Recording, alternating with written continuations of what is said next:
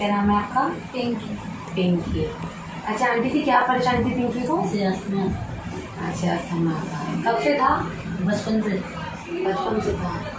अच्छा, दवा कराई थी आपने? बहुत बहुत कराइए दवा, सब जगह दिखा दी हमने।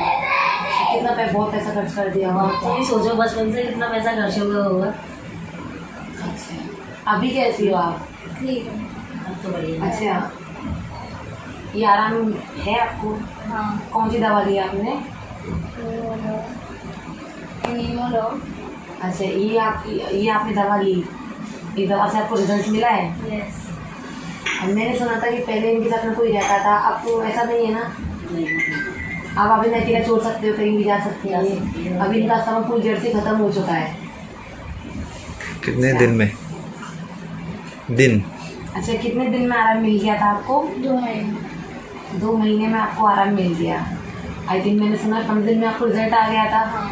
अब 2 महीने जड़ से खत्म हो जड़ चुका से आपको। चलो बहुत अच्छी बात है। अच्छा आंटी जी, आप हमारी दवाइयों के बारे में क्या कहना चाहोगे, आप बताइए। बढ़िया दवाई अच्छी हैं, सब किसी को इस्तेमाल करनी चाहिए।